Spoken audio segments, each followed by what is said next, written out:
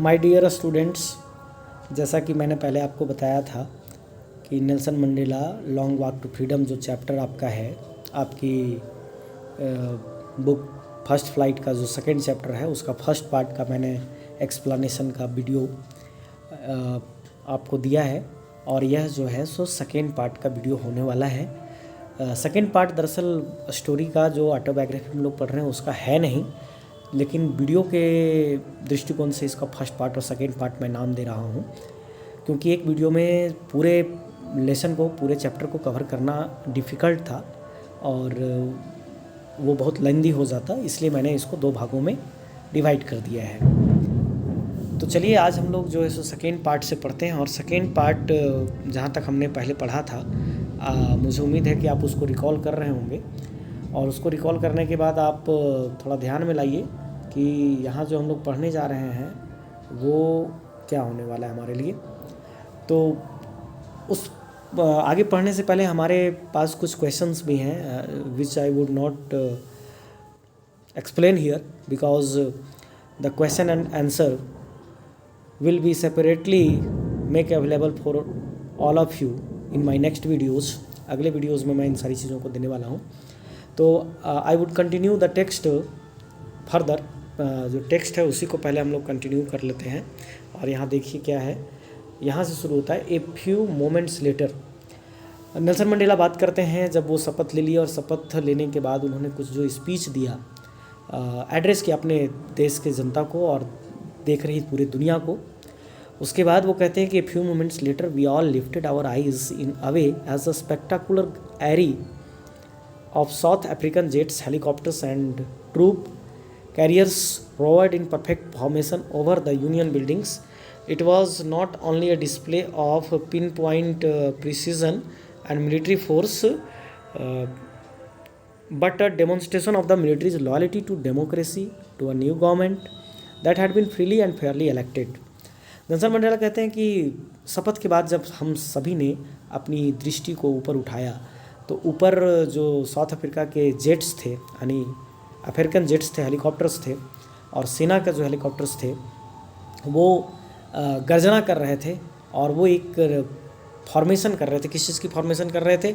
तो over the Union buildings, यानी जहाँ शपथ ग्रहण समारोह चल रहा था उसके ऊपर एक तरह से क्या कर रहे थे, जैसा हमारे यहाँ 26 जनवरी को या on the occasion of independence day ऐसा दिखाया जाता है कि हमारे जो जेट्स होते हैं, हमारे जो सेना के जो हेलीकॉप्टर्स होते हैं, उनसे तिरंगे के आकार के धुएँ की आकार छोड़ा जाता है, धुआं छोड़ा जाता है, रंगीन धुआं, जो हमारे तिरंगे का जो कलर है उस तरह का, और तिरंगे का फॉर्मेशन होता है उसी तरह का। यहाँ वो कहते हैं कि जो मिलिट्री थी, मिलिट्री मीन्स होता है आर्मी, उनकी लॉयल्टी का जो डेमोक्रेसी के प्रति जो उनकी वफादारी थी और जो न्यू गवर्नमेंट के प्रति जो वफादारी थी उसका एक तरह से वो प्रदर्शन कर रहे थे। ठीक है। और एक ऐसी सरकार जो फ्रीली एंड फेयरली, यानी स्वतंत्र तौर पर और साफ़ सुथरे तरीके से बिना किसी तरह का कोई अनफेयर मीन्स का सपोर्ट लिए हुए जो इलेक्ट हुई थी, उसके प्रति उनकी वफादारी का प्रदर्शन था। और वो कहते हैं आगे, only moments before the highest generals, कुछ देर पहले तक जो सेना के उच्च अधिकारी लोग थे, ठीक है, of the South African defence force and police, their chests bedecked with ribbons and medals from days gone by saluted me and pledged their loyalty. वो सेना के जो उच्चाधिकारी थे, उच्च मतलब हाई पोस्ट पर जो विराजमान थे, वैसे जो ऑफिसर्स थे जिनकी सीने पर जो है सो कई तरह के मेडल्स थे और रिबन्स थे, जो ये दर्शा रहे थे कि वो कितने बहादुरी से अपने देश की रक्षा के लिए तत्पर रहे थे अपने सेवा काल में, वे सभी आकर के नेल्सन मंडेला को सैल्यूट किए और उन्होंने अपनी वफादारी की शपथ ली, प्लेड देयर लॉयल्टी। वो कहते हैं, I was not unmindful of the fact that not so many years before they would not have saluted but arrested me. कहते हैं कि मैं इस बात को नहीं भूला था और मुझे, मेरे दिमाग में, मेरे मस्तिष्क में यह बात चल रही थी जब वो मुझे सैल्यूट कर रहे थे कि बहुत पहले की बात नहीं है, जब वो शायद मुझे देखे होते तो वो इस तरह से मुझे सैल्यूट नहीं कर रहे होते, बल्कि वो मुझे अरेस्ट कर रहे होते। ठीक है, अरेस्ट कर लिए होते। Finally a chevron of Impala jets left a smoke trail of the black, red, green, blue and gold of the New South African flag, जैसा मैंने बताया कि और अंततः जो जेट्स थे आर्मी के, उन्होंने स्मोक ट्रेल यानी धुएं की एक तरह से पट्टी टाइप के छोड़े जिसमें कई रंग थे, ब्लैक, रेड, ग्रीन, ब्लू इत्यादि कलर की बात कर रहे हैं जो साउथ अफ्रीकन फ्लैग का जो कलर्स हैं वो, और एक तरह से अपने राष्ट्रध्वज नेशनल फ्लैग का वो फॉर्मेशन कर रहे थे, विच इनफैक्ट लुक्स वेरी ब्यूटीफुल, जो बहुत अच्छा लगता ही है देखने में। तो यहाँ कुछ वर्ड्स हैं जिसको आई वुड एस्केप हियर, क्योंकि आप सब वर्ड्स को जानते ही हैं, मैंने पहले बताया ही है अपने पहले वाले वीडियो में। नेक्स्ट आगे बढ़ते हैं। वो कहते हैं day was symbolised for me by the playing of our two national anthems and the vision of white singing Nkosi Sikelel Africa and black singing Die Stem the old anthem of the Republic। कहते हैं कि दो तरह के वहाँ राष्ट्रगान जो है सो गाए गए, एक गोरे लोगों के द्वारा गाए गए और एक जो है सो काले लोगों के द्वारा गाए गए, ठीक है, जो कि एक तरह से ओल्ड एंथम था। और वो बताते हैं कौन सा एंथम था जिसका उच्चारण करना थोड़ा हम लोगों के लिए अटपटा लग सकता है। Although that day neither group knew the lyrics of the anthem they once despised, they would soon know the words by heart।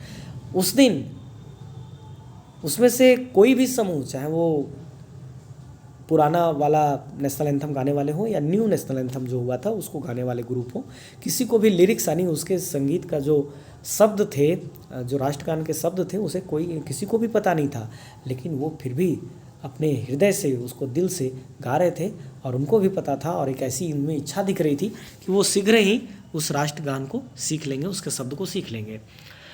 आगे नेल्सन मंडेला बताते हैं on the day of the inauguration I was overwhelmed with a sense of history in the first decade of the 20th century, a few years after the bitter Anglo-Boer War and before my own birth, the white-skinned peoples of South Africa patched up their differences and erected a system of racial domination against the dark-skinned peoples of their own land। कहते हैं कि इस उद्घाटन के दिन मैं इस बात को लेकर ओवरवेल्म्ड था, एक तरह से मेरा दिल भरा हुआ था इतिहास के प्रति, जो मेरी धारणा थी, समझ थी उसको लेकर। कहते हैं कि जो 21वीं शताब्दी थी उसका पहला ये दशक था और इसके few years after the bitter Anglo Boer war के कुछ ही साल बाद ये हुआ था, और जो मेरे जन्म से पहले था, बिफोर माई ऑन बर्थ, कि जो white skin peoples of South Africa थे उन्होंने एक गहरी खाई पैदा कर दी थी, अलगाव पैदा कर दिया था, एंड उन्होंने खड़ा किया था, एरेक्टेड किया था, एक तरह से निर्माण किया था a system of racial domination, जातीय प्रभुत्व को निर्माण किया था against the dark skin peoples of their own land, अपने ही देश के जो काले लोग, काले त्वचा वाले जो लोग थे उनके खिलाफ या उनके प्रति कह सकते हैं। The structure they created form the basis of one of the harshest most inhumane societies the world has ever known. और जो उन्होंने एक तरह से जो ढांचा खड़ा किया था वो एक आधार पर खड़ा था किसके, अत्यंत अत्याचार वाला, तीक्ष्ण अमानवता वाला जो है सो समाज को उसने खड़ा किया था, जिसे आज तक दुनिया ने शायद नहीं देखा होगा, ऐसा था। Now in the last decade of the 20th century, और अब जब 20वीं शताब्दी की ये अंतिम सा दशक है और कहते हैं कि मेरे जीवन का 8वां दशक चल रहा है, यहाँ जो है सो एक हम लोगों को हिंट मिलता है कि नेल्सन मंडेला की उम्र लगभग अब 80 वर्ष होने को है। तो वो कहते हैं कि मैं जब अब 80 वर्ष का लगभग एक व्यक्ति होने वाला हूँ, तो that system had been overturn for ever and replaced by one that recognise the rights.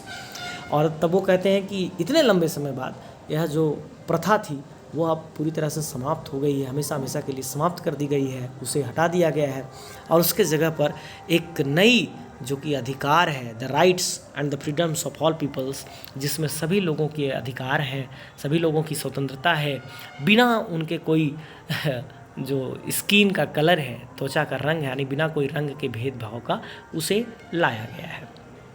वो कहते हैं आगे, that day had come about through the unimaginable sacrifices of thousands of my people. कहते हैं कि ये जो दिन आया था वो दिन कोई ऐसे ही नहीं आ गया था, निःशुल्क नहीं आ गया था, बिना कोई सेक्रीफाइसेस का नहीं आ गया था। वो कहते हैं कि ये दिन जो आया था वह अकल्पनीय बलिदानों के बाद आया था, जो हमारे ही लोग हजारों की संख्या में बलिदान दिए थे। People whose suffering and courage can never be counted और repaid.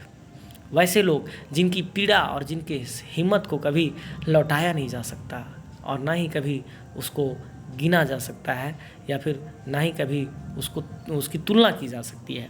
I felt that day as I have on so many other days that I was simply the sum of all those African patriots who had gone before me. कहते हैं कि मैं उस दिन भी इस बात को अनुभव किया, जैसा कि मैं पहले भी करता आया था और अब भी करता हूँ, कि मैं केवल एक साधारणतः मैं उन सभी लोगों का जो हमारे पहले हमसे पहले जो अफ्रीकन पैट्रियट्स थे, देशभक्त थे, पैट्रियट्स का मतलब होता है देशभक्त, उन सभी का मैं एक छोटा सा अंश हूँ या उनकी छोटी छोटी सी चीज़ों से मिलकर मैं बना हूँ। That long and novel line ended and now began again with me. I was pained that I was not able to thank them and that they were not able to see what their sacrifices had wrought.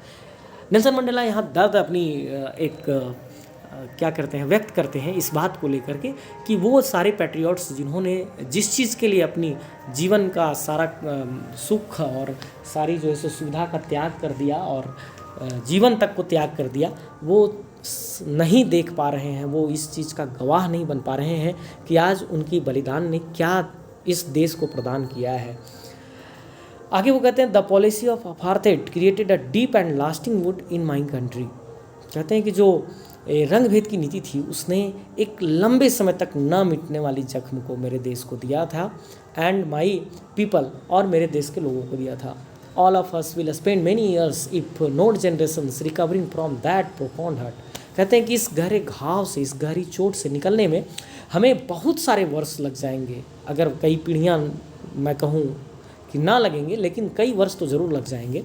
But the decades of oppression and brutality had another unintended effect, and that was that it produced the Oliver Thambos, the Walter Sisselus, the Chief लुट हुलिस, the Yusuf डेडोस। ये सारे वो नाम हैं, ठीक है, जिसे ले रहे हैं नेल्सन मंडेला कि, और वो कहते हैं इसके पहले कि जो एक अत्याचार होता है ना, और जो एक तरह से क्रूरता होती है उसका भी एक अपना पक्ष है, वो इसे भी पॉजिटिव तरीके से देखते हैं। कहते हैं कि अगर वो अत्याचार ना होता, वो शोषण ना हुआ होता, तो हमारे देश के जो इतने महान लोग जो जन्म लिए, शायद उनका निर्माण उस व्यक्तित्व के रूप में ना हुआ होता जिस व्यक्तित्व के रूप में वो अपने जीवन को जी पाए हैं।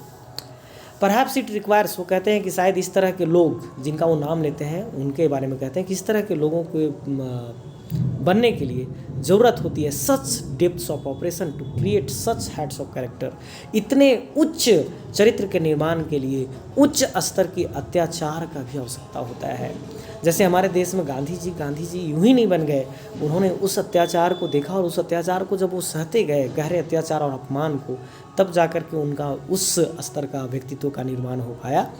My country is rich in the minerals and gems that lie beneath its soil, but I have always known that its greatest wealth is its people. Nelson Mandela कहते हैं कि मैं जानता हूँ कि हमारे देश की जो मिट्टी है वह समृद्ध है, खनिज लवणों से और रत्नों से भरी पड़ी है हमारे देश की भूमि, लेकिन ये बड़ी चीज़ नहीं है। उससे बड़ी चीज़ हमारे देश की जो संपत्ति है वो है हमारी देश की जनता, और निश्चित तौर पर देश की जनता ही किसी भी राष्ट्र की सबसे बड़ी संपत्ति होती है। इसलिए हमें ह्यूमन रिसोर्स को डेवलप्ड करने की सबसे बड़ी आवश्यकता है अपने देश में भी। जब तक हम एक अच्छे नागरिक के तौर पर अपने आप को विकसित नहीं कर लेते, तब तक हम अपने देश को, अपने राष्ट्र को, अपने समाज या परिवार तक को भी समृद्ध नहीं कर सकते। यहाँ एक लेसन ए हम लोगों को नेल्सन मंडेला के लाइफ से मिल रहा है। वो आगे कहते हैं finer and truer than the purest diamonds, और कहते हैं कि ऐसे जो हमारे देश की जनता है वह शुद्ध हीरा से भी ज़्यादा अच्छा है और ज़्यादा सच्चा है। तो और आगे बढ़ते हैं हम लोग। यहाँ कुछ आप जो पिक्चर्स देख रहे होंगे, जिन नामों को नेल्सन मंडेला ले रहे थे, जिनके प्रति वो कृतज्ञता, अपने ग्रेटिट्यूड को एक्सप्रेस कर रहे थे, वो सारे पिक्चर्स यहाँ दिए हुए हैं। वो कहते हैं these are some prominent names in the struggle against apartheid. ठीक है, वो कहते हैं कि ये सारे जो पिक्चर्स हैं, जो पिक्चर्स दिया हुआ है यहाँ, ये सभी वो प्रोमिनेंट का मतलब होता है प्रमुख, वो नाम है जो नेल्सन मंडेला के देश यानी साउथ अफ्रीका के जो अपार्थाइड सिस्टम था उसके खिलाफ उन्होंने लड़ा। वो आगे कहते हैं it is from these comrades it is from this comrades, कहते हैं कि इन सभी साथियों से, कॉमरेड्स का मतलब होता है साथी, लेकिन कैसा साथी, जो किसी स्ट्रगल में, किसी आंदोलन में जो आपका साथी रहा हो, उसके लिए यह शब्द जो है सो ज़्यादातर प्रयुक्त होता है। कहते हैं कि it is from this comrades, कहते हैं मैं इन्हीं साथियों से, इन द स्ट्रगल, संघर्ष के दिनों में, आई लर्न, मैंने सीखा था या सीखा द मीनिंग ऑफ करेज, साहस का अर्थ सीखा, टाइम एंड अगेन, और मैं उसे बार बार, I have seen men and women, मैंने औरतों को देखा है, और मैंने, वो आगे कहते हैं कि मैं लोगों को देखा है, पुरुषों को देखा है, स्त्रियों को देखा है, risk and give their life for an idea, एक विचार के लिए वो अपने जीवन तक का भी खतरा मोल ले लेते हैं। I have seen men stand up to attacks and torture without breaking, showing a strength and resilience that defies the imagination. वो कहते हैं कि मैंने देखा है कि लोग अपने सिद्धांत के लिए सारे टॉर्चर, सारी यातना, सारे आक्रमण बिना टूटे, बिना झुके, एकदम एक ऐसे स्ट्रेंथ, एक ऐसी ताकत का प्रदर्शन करते हुए सह लेते हैं जो कि हमारी कल्पना तक को भी मात दे देती है। I learned that courage was not the absence of fear. My dear students,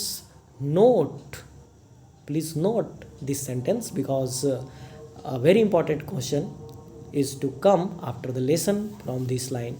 I learned that, मैंने सीखा कि, नेल्सन मंडेला कहते हैं कि मैंने सीखा कि courage, साहस, was not the absence of fear. जो साहस है वो डर की अनुपस्थिति नहीं है। बहुत अच्छे तरीके से उन्होंने साहस को डिफाइन किया है, परिभाषित किया है। कहते हैं but the triumph over it, triumph means क्या होता है, विक्ट्री, जीत, कॉन्कर कर लेना, जीत कर लेना, विन कर लेना, ठीक है। ट्राइम्फ ओवर इट मतलब डर को जीत लेना करेज है, डर का ना होना साहस को नहीं मानते।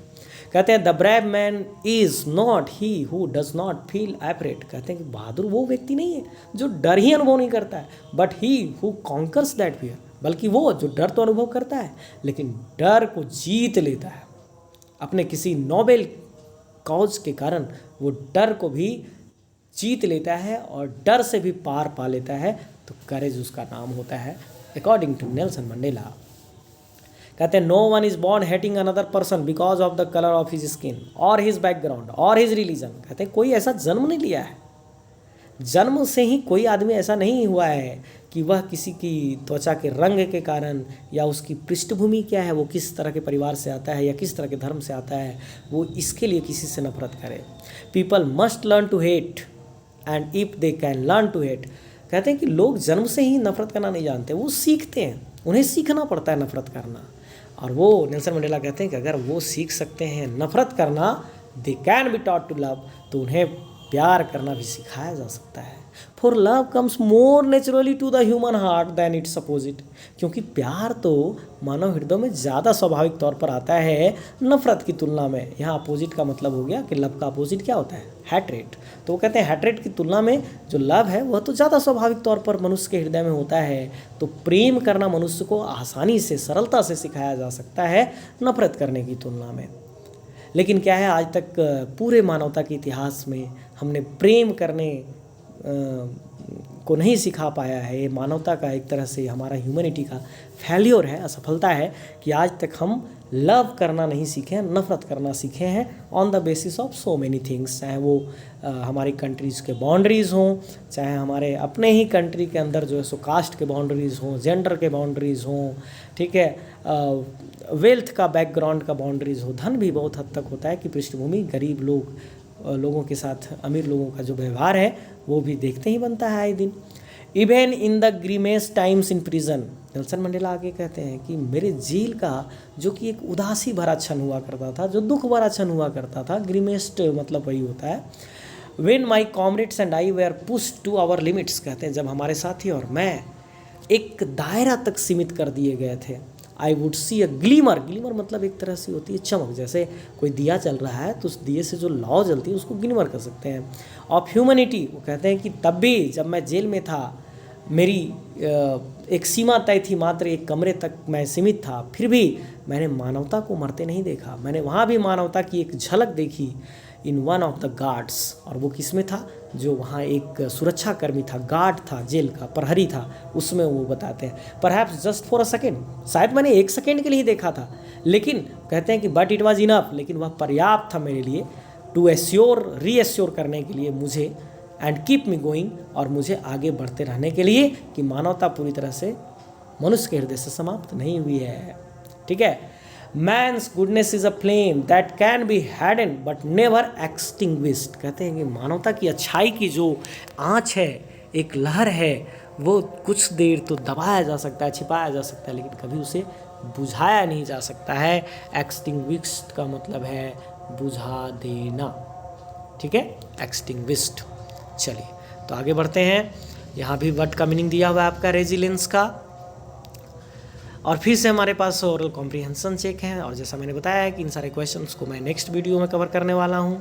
तो सीधे टेक्स्ट पर इस पर बात हो रही है इस वीडियो में, तो टेक्स्ट पर ही आते हैं। एंड अगेन फ्रॉम हियर, और यहाँ से भी बहुत ही इंपॉर्टेंट एक क्वेश्चन आपको मिलने वाला है, और वो question from the examination view point भी बहुत इंपॉर्टेंट है, because it is often seen that this question is asked in your matriculation examinations.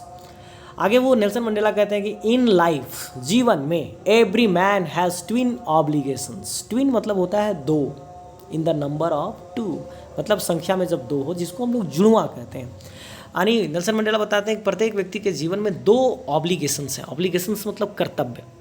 पहला क्या वो बताते हैं, obligations to his family, to his parents, to his wife and children, and he has an obligation to his people, his community and his country.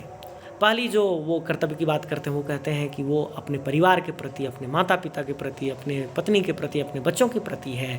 लेकिन यहीं तक कर्तव्य समाप्त नहीं हो जाता, जैसा कि आजकल प्रायः लोग सिमट गए हैं अपने घर और अपने परिवार तक। ऐसा नहीं जीवन होता है। जीवन में केवल यह एक तरफा कर्तव्य का निर्वहन है। अगर आप जीवन के संपूर्णता को जीना चाहते हैं और पूर्ण कर्तव्य का निर्वहन करना चाहते हैं, तो नेल्सन मंडेला जो दूसरे कर्तव्य की बात करते हैं, उसे हमें पॉइंट आउट करना पड़ेगा अपने लाइफ में। और वो कहते हैं कि he has an obligation to his people, अपने देश की जनता, हिज कम्युनिटी, अपना समाज, एंड हिज कंट्री, और उसका जो अपना देश है, यानी एक व्यक्ति का जो अपना देश है, उसके प्रति उसका जो कर्तव्य है। In a civil and human society, each man is able to fulfill those obligations according to his own inclinations and abilities। कहते हैं कि एक सभ्य समाज में, सभ्य मानव समाज की बात करते हैं नेल्सन मंडेला, कि प्रत्येक व्यक्ति योग्य होता है अपने रुचि और अपनी योग्यता के अनुसार कि वह इन दोनों कर्तव्यों का निर्वहन करे। लेकिन आगे वो कहते हैं but in a country like South Africa, लेकिन साउथ अफ्रीका जैसे देश में it was almost impossible for a man of my birth and colour to fulfil both of those obligations. कहते हैं लेकिन साउथ अफ्रीका जैसे देश में मेरे जैसे लोग, जिनका कलर या फिर जो मेरे जैसे परिवार में जन्मे हों, उनके लिए यह संभव था कि वह दोनों कर्तव्यों का निर्वहन कर पाएँ। उन्हें डिप्राइव्ड कर दिया गया था अपनी ऑब्लिगेशंस को भी फुलफिल करने से। In South Africa, a man of color who attempted to live as a human being was punished and isolated। कहते हैं कि साउथ अफ्रीका में मेरे जैसा व्यक्ति, जो मेरे जैसा रंग का है, वो अगर मानव की तरह जीने का प्रयास किया होगा या किया, तो उसे पनिश्ड किया गया, उसे सजा दिया गया, एंड आइसोलेटेड, और उससे अलग थलग कर दिया गया समाज से। In South Africa, a man who tried to fulfil his duty to his people was inevitably ripped from his family and his home and was forced to live a life apart, a twilight existence of secrecy and rebellion. I did not in the beginning choose to place my people above my family, but in attempting to serve my people, I found that I was prevented from fulfilling my obligations as a son, a brother, a father and a husband। Nelson Mandela यहाँ जो बात कर रहे हैं उसको मैं sum up करता हूँ। वो कहते हैं कि शुरुआत में मैंने भी लोगों को नहीं चुना अपने परिवार के ऊपर, यानी मैं अपने परिवार से ज़्यादा लोगों की सेवा के बारे में सोचा, ऐसा मैं शुरू से नहीं था। कहते हैं कि बाद में जब मैंने लोगों की सेवा करने की सोची और मैंने प्रयास किया, तो मैंने देखा कि मुझे रोका जा रहा है अपने कर्तव्यों का निर्वहन करने के लिए। एक बेटे के तौर पर, एक भाई के तौर पर, एक फादर के तौर पर और एक पति के तौर पर मुझे रोक दिया गया। अब आगे नेल्सन मंडेला अपने बचपन के दिनों को याद करते हैं और किस तरह से उनके अंदर आज़ादी को लेकर जो हंगर था वो आया, वो बताते हैं। वो कहते हैं, I was not born with a hunger to be free, I was born free. कहते हैं कि ऐसा नहीं कि मैं जन्म से ही आज़ादी और स्वतंत्रता का भूख लिए जन्म लिया। वो कहते हैं कि मैं तो स्वतंत्र जन्मा था, फ्री इन एवरी वे, मैं सभी तरह से स्वतंत्र था। दैट आई कुड नो, जो मैं जानता था उस समय की उम्र में स्वतंत्रता का अर्थ, उस अर्थ के मायने में मैं पूरी तरह से स्वतंत्र था। जैसे कि free to run in the fields near my mother's hut, free to swim in the clear stream that ran through my village, free to roast mealies under the stars and ride the broad backs of slow moving bulls. कहते हैं वो कि चाहे वो अपनी माँ के घर के सामने खेतों में, मैदानों में दौड़ने की बात हो, चाहे अपने गांव में बहने वाली छोटी सी जो नदी थी उसमें तैरने की बात हो, चाहे तारों के नीचे, आसमान के नीचे जो है सो धीरे धीरे चल रहे साढ़ों पर उनकी पीठ पर बैठने की बात हो, मैं वो सारा कुछ कर लेता था जो मैं चाहता था। As long as I obeyed my father and abided my the customs of my tribe, I was not troubled by the laws of man or God. कहते हैं कि जब तक मैंने अपने पिता की आज्ञा का पालन किया, जब तक मैंने अपने जो ट्राइब, अपनी जनजाति के जो कस्टम्स यानी रीति रिवाज थे उसको मैंने फॉलो किया, मुझे किसी भी तरह के कानून, चाहे वो मानव के द्वारा बनाए हुए हों चाहे ईश्वर के द्वारा बनाए हुए हों, मुझे कोई परेशानी उन कानूनों से नहीं हुआ। लेकिन वो आगे बताते हैं कि it was only when I began to learn that my boyhood freedom was an illusion. कहते हैं कि लेकिन जब मैं थोड़ा बड़ा हुआ और मैं यह समझना शुरू किया कि मेरा जो ये लड़कपन की जो स्वतंत्रता थी वह तो एक भ्रम मात्र थी। इल्यूजन, इल्यूजन मतलब होता है भ्रम, मतलब जो चीज़ें आपको लगता है और वो वास्तव में है नहीं तो उसको हम इल्यूजन कहते हैं, है ना, तो उसको हम कहते हैं भ्रम। वो आगे कहते हैं कि व्हेन आई डिस्कवर्ड, कि जब मैंने यह डिस्कवर्ड किया, मैंने जब यह जाना एज अ यंग मैन, एक युवा व्यक्ति के तौर पर, that my freedom had already been taken from me, कि मेरी स्वतंत्रता तो मुझसे ले ली गई है। I began to hunger for it, तब मुझे इसकी भूख बढ़ने लगी। At first as a student I wanted freedom only for myself, the transitory freedoms of being able to stay out at night, read what I please and go where I choose। कहते हैं कि मैं एक तत्कालीन, temporary, अल्पकालीन स्वतंत्रता उस समय चाहता था। एक विद्यार्थी के तौर पर मेरी यही चाहत थी कि मैं स्वतंत्र रहूं। अगर रात को मुझे कहीं जाने का है तो उसमें मुझे ना रोका टोका जाए, अगर मुझे कुछ पढ़ने का मन है तो उसमें ना मुझे रोका टोका जाए। And what I please and go where, जो मैं चाहूँ, जहाँ मैं जाना चाहूँ और जो मैं करना चाहूँ वो मुझे चुनने की अगर स्वतंत्रता है तो मैं उसे ही स्वतंत्रता मानता था। लेकिन वो बाद में कहते हैं कि लेटर, बाद में एज अ यंग मैन, जब मैं युवा हुआ, in Johannesburg I yearned for the basic and honorable freedoms of achieving my potential, of earning my keep, of marrying and having a family, the freedom not to be obstructed in a lawful life। तब मैं ये देखने लगा कि जो मेरी अपनी संभावना था मेरे जीवन का और उसे मैं प्राप्त करना चाहता था एक मनुष्य के तौर पर, और उन सारी चीज़ों को, चाहे वो विवाह करने को बात हो या अपनी परिवार के प्रति दायित्व निर्वहन की बात हो, और तब मैंने देखा कि मेरी जो स्वतंत्रता थी उसमें बाधा है, वह एक बाधा थी। बट देन, लेकिन तब I slowly saw that not only was I not free. कहते हैं कि तब मैंने यह गौर किया कि अरे भाई, मैं ही केवल ऐसा नहीं हूँ जो मैं मुक्त नहीं हूँ, but my brothers and sisters were not free. मैंने देखा कि मेरे जो भाई बहन हैं वो भी स्वतंत्र नहीं थे। I saw that it was not just my freedom that was curtailed, but the freedom of every one who looked like I did. कहते हैं कि मैंने यह गौर किया कि केवल मेरी स्वतंत्रता केवल नहीं छीनी गई है, बल्कि प्रत्येक उन व्यक्तियों की स्वतंत्रता छीन ली गई है जो मेरी तरह से जीवन को देखना चाहते हैं। दैट इज़ वेन, और तभी आई joined the African national Congress, और तभी मैंने जो अफ्रीकन नेशनल कांग्रेस, और ये वही पार्टी है जिसकी सत्ता अभी आई है, तो उसको उन्होंने ज्वाइन किया। And that is when the hunger for my on freedom became, और कहते हैं कि तब मेरी जो हंगर थी अपनी आज़ादी के लिए, वह अपनी जो व्यक्तिगत आज़ादी के लिए जो मेरी भूख थी वो हंगर बन गई for the freedom of my people, वह मेरे लोगों की आज़ादी के लिए भूख हो गई। It was this desire for the freedom of my people. वो आगे कहते हैं कि और यही जो इच्छा थी, मेरे अपने लोगों की आज़ादी की जो इच्छा थी, to live their lives with dignity and self respect that animated my life, कि वही जो एक प्रतिष्ठा के साथ और आत्मसम्मान के साथ जीने की जो इच्छा थी उसी ने मेरे जीवन का निर्माण किया। That transformed a frightened young man into a bold one, और उसी ने एक डरने वाले लड़के को, एक भयभीत रहने वाले लड़के को एक साहसी लड़के में परिवर्तित कर दिया। That drove a law abiding attorney to become a criminal, और उसी ने एक ऐसे व्यक्ति को जो कि कानून को मानने वाला व्यक्ति था उसे क्रिमिनल बना दिया, अपराधी बना दिया।